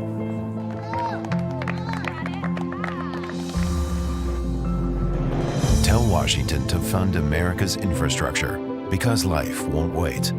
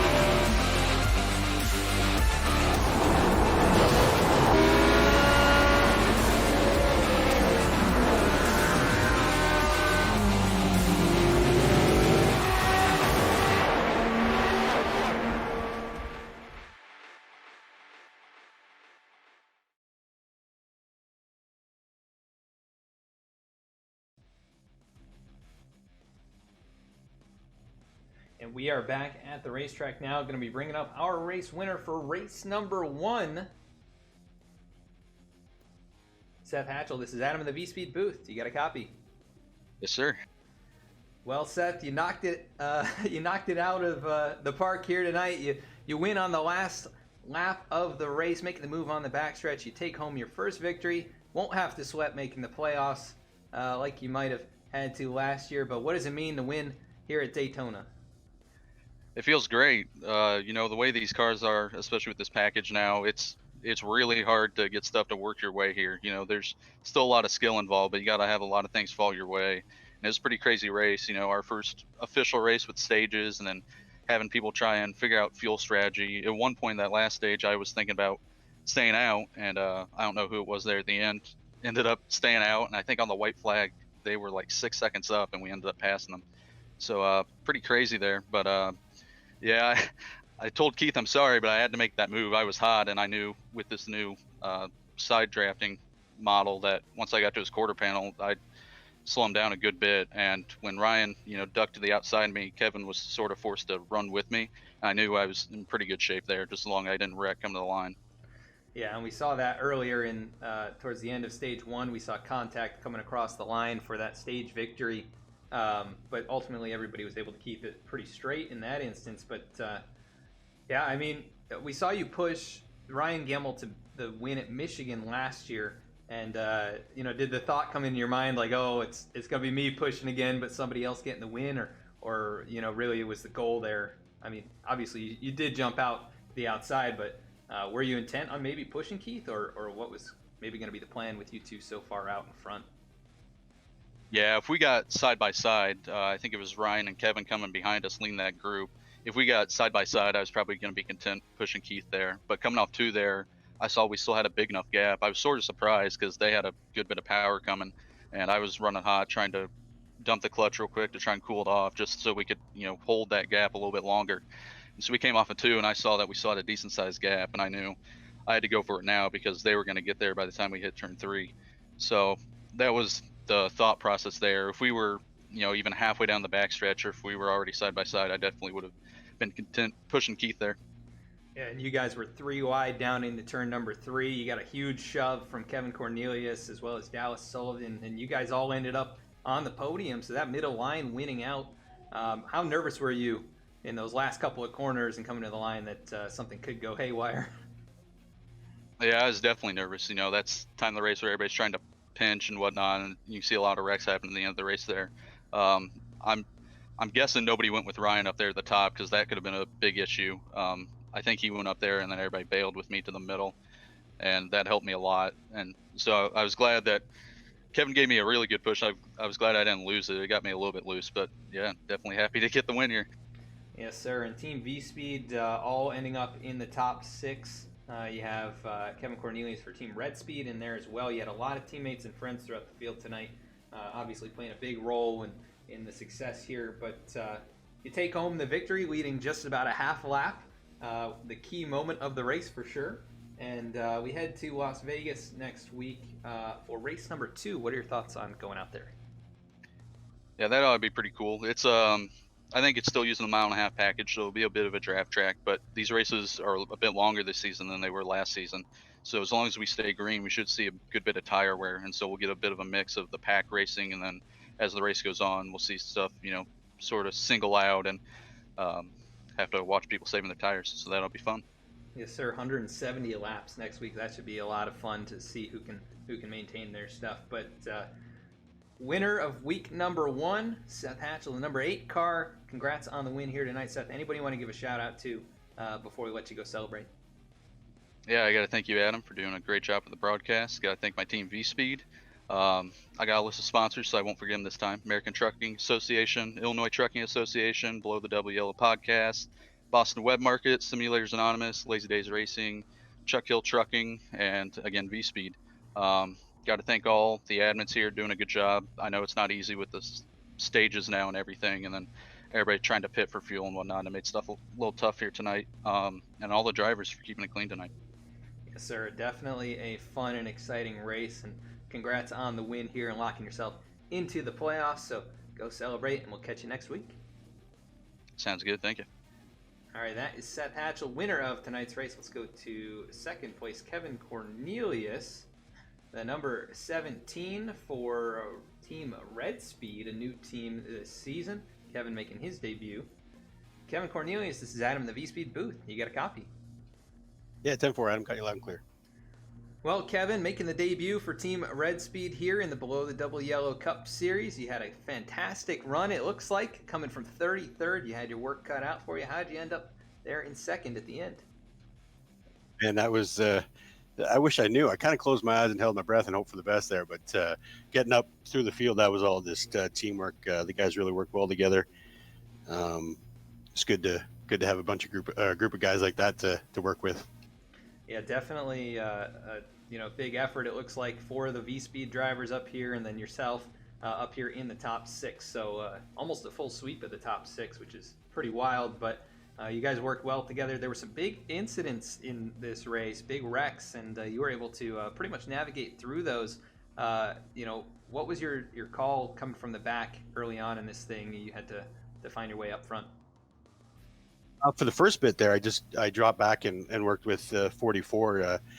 He started way at the back, and I just worked with him to keep him on the lead lap and work our way up to the group until the first stage was done. And then after that, it was just kind of pick and choose whenever you found a teammate. I got involved in that second accident with a little bit of damage, nothing major, but yeah, it was just teamwork, man. I'm new to this team, so it was kind of good to come in and make a good first impression, and having guys with the skill that this team has to work with, it kind of made the job a little easy. Yeah, definitely a heck of a debut coming up. Runner-up, almost a shot at it there. You gave the huge push to Seth Hatchell to give him the win, but a great race here at Daytona for yourself. You end up second, and next week we head to Las Vegas. So what are your thoughts on going out there, a very different racetrack? I don't think teamwork is going to be as important out at Vegas. It's going to be kind of you're running by yourself and out for yourself. So it'll be interesting. Looking forward to it. Vegas is a fun track. It's it's got a few different lines you can run, so it should spread the field out and open up things a bit. So it should be fun and interesting. Yes, sir. And we'll see how you can follow up tonight's runner-up. But before we let you go celebrate with your team and friends there, anybody you want to give a shout out to for tonight's race? Absolutely, got to thank all the guys at V-Speed. Appreciate them bringing me on board. It's a great group to be a part of, and of course the sponsors that support the Below the Double Yellow Line series. If it wasn't for them, we wouldn't be here. So we got to thank American Trucking Association, Illinois Trucking Association, Boston Web Marketing, Simulators Anonymous, Lazy Days Racing, Chuck Hills Trucking, and thanks to you, Adam, for the work you do up in the booth. Thank you for putting on such a great race for us here, and go celebrate, and we'll catch you next week. All right, that's Kevin Cornelius, the number 17. He ends up in second position. Let's go to third place, Dallas Sullivan. A very good run from Dallas here tonight. We'll bring him up in. Dallas Sullivan, Adam in the V-Speed booth. You got a copy? Hey, Adam, I do. How's it going? Oh, not too bad, and probably feeling pretty good yourself. Ending up on the podium here at Daytona. You lead one lap after starting back in the 14th position, and you were up there in contention for really the whole last stage, and able to survive the melee, the chaos, the pit strategy. How'd you end up doing it here tonight? Well, at one point in the race, I was running out of gas going across the start and finish line and coasting a whole lap to get to my pit stall. So it's pretty tough to explain how I ended up back in third spot at the end of that. A little bit of luck on my side, missing some of the big wrecks like you always need at Daytona, and that last stage just kind of stayed up front instead of getting back in the back, and I followed Zach around for a little bit, and we just kind of worked that high line, and when we came to pit with 8 or 10 to go, I had a pretty good pit entry and made up a little bit of time, and then I thought I blew it when I sailed through my pit stall, but came back out, and I really enjoyed that last little run. Kind of broke the pack up, and I was pushing Ryan there for a little bit and trying to catch back up. I wasn't sure who was trying to stretch their fuel or who wasn't. As far back in fuel as I was, I didn't think anybody was going to be able to make it. That seemed like a pretty big stretch. So when I came across the line in third, battling those guys, I was pretty thrilled with that. Yeah, it was pretty wild. There were 2 cars. It was Jordan Brockle and Justin Carey. They they were on the racetrack, and Jordan came in with 2 to go, and coming to the white flag, it was Justin making the left turn on the pit lane, and then you knew at that point they threw up the white flag, right? There's no coming back from that. But you guys pitted with a few laps to go, and obviously that was the strategy. You guys had a huge gap over the group behind you, and able to work together. And you picked the middle lane there, right behind Kevin and Seth. Was there any shot at maybe going to a different spot on the track to maybe get up there for the win, or was that basically all you could do to get as much as you could? I was running pretty hot on that last coming to the white flag, so I had to back off a little bit, and I was thinking that was kind of the end of it, and felt like the seas parted and going into turn 3, and I gave Kevin a nice little bump there to push him forward, and it didn't feel like I had any room to try to get a run around him when I got to his bumper. So I felt like, this is where I'm at. Seth had a little bit of a gap ahead of us, so I was pretty content to just hang out where I was. Yes, sir. And where you were was 3rd position, so a heck of a run for you here in the opening race of the season. We go to Las Vegas next week, so what are your thoughts on going out there? Ran pretty good there last season, so I seem to remember coming home 8th or 9th. We got a little bit stronger of a field this year, so it's going to be a tough thing to accomplish, but turn some laps this coming week and see where we end up. Yes, sir. We'll see if you can follow up this 3rd place finish tonight with another solid run, and maybe even a shot at a win out there. But you end up 3rd here after starting 14th. You do lead 1 lap on your way to that podium position. Anyone you want to give a shout out to before we let you go? Yeah, big thanks to Nick and everybody that's running this league. It's really fun to put, be in one of these races with a full 43 car field. Sometimes it can be a little messy, but it's a fun experience. And thanks American Trucking Associations, Illinois Trucking Associations for throwing some money up for some payouts for us this year. That's awfully generous of them. So everybody on my team, Loaded Dice Racing, we were kind of strung out this race. I don't think there was a single time all 4 of us were together, but it's always fun to run with them. Yes, sir. Such a big field. It's hard to sometimes get synced up with everybody on your team, but obviously it ended up working out for you. 3rd place, go celebrate, and we will catch you in Las Vegas. Thanks a lot, Adam. Appreciate you. All right, thank you. That was Dallas Sullivan, 3rd place finisher, but we're going to go back up here to the winner once again, Seth Hatchell. He leads half a lap on his way to victory here at Daytona, the opening race of the season. And let's run through the rest of our results and head on out. There was a $100 purse on the line for tonight's race as well, so I'm not exactly sure how that's getting split up, but that is going to go over to Mr. Seth Hatchell, Kevin Cornelius, Dallas Sullivan, I believe, all earning some payouts possibly from that. And let's see if we can pull up the stage winners here. Actually, we can just kind of talk through that. 4 cautions in tonight's race, 2 pretty significant wrecks, 21 lead changes, and Seth Hatchell ends up taking home the trophy here tonight. Kevin Cornelius finishes in 2nd, Dallas Sullivan finishes 3rd, Ryan Gemmel finishes in 4th, and Keith Maotto finishes in the 5th position. Chris Samardin 6th. That's the 4th of 4 V-Speed machines up there in the top 6. A heck of a run for those guys. Tony Baird ends up in the 7th position. Great run from him. Mark Beverly 8th. Brett Sommers 9th. Josiah Vincent ends up in the 10th position. Right where he's basically started off last year. Lots of top 5s, top 10s. He gets another one here tonight. We go to 11th. AJ Stravato not able to work the pit strategy to his advantage there in the closing laps, but ends up 11th. Joey Mines ends up 12th. 13th, Nick Alves. 14th, Dennis Faircloth. 15th, Zach Smith. 16th, Lyle Sulfridge. 17th, Dennis Steele. 18th, Timmy Emanuele. 19th, Eric Gallion. And rounding out the top 20, Lane Sulfridge in the number 71 machine. In 21st, it was Noah Michalski. 22nd, Jordan Brockle, who almost had enough fuel. Not quite enough to make it. Mark Emerson, 23rd. TJ Brendel, 24th. Nick Gardner, 25th. Eric Barilli, 26th. Or rather, Jordan Shepard, 26th. Michael Newman, 27th. Alan Dice, 28th. Eric Hutton, 29th. And Eric Barilli rounds out the top 30. 31st, it was Justin Carey, who also didn't make it on fuel to the end, but coming up just a lap short there. Cody Adkins, 32nd. 33rd, Robert Gilmore. 34th was Nathan Ostrowski. 35th, Jeremiah Vincent, who got caught up in one of those wrecks. Safe Ferris ends up 36th. Chris Grandel, 37th. Nick Starling, 38th position. That's going to be a rough one for Nick, who probably was hoping for a good run here after a victory at Talladega last year. Dale Glessner ends up in the 39th position, your pole sitter.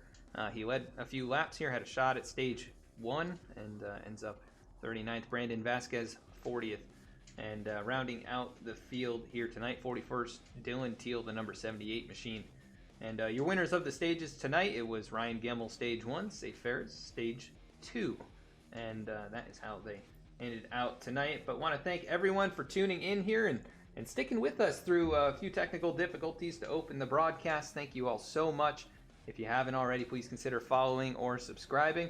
You can check us out at all of these different social media outlets and check us out at our website, bspeedsim.com, where we offer broadcasting services as well as custom design work, whether 3D or 2D, custom merchandise, and much, much more. Check us out, bspeedsim.com. You can find this race on YouTube in about a week's time. We put them up over there, and as well as every race that's broadcast here on the Twitch channel. So check out the YouTube channel to see those and any other league action you might want to see from our previous broadcasts. And that is going to do it for tonight's race. We will be going to Las Vegas next week with the Below the Double Yellow Cup Series, sponsored by the American Trucking Association. And you won't want to miss that action. See if Seth Hatchell can repeat and get his second victory of the season, or if someone else is going to lock themselves into the playoffs here in race number 2. Let's jump in with another channel. We're going to jump in with Mr. David Schildhouse, one of our good friends here, streaming some great iRacing content. Thank you all so much for your support here tonight. We want to thank the American Trucking Association and the Illinois Trucking Association for their sponsorship of tonight's race and this season as well. Thank you all so much, and have a great night.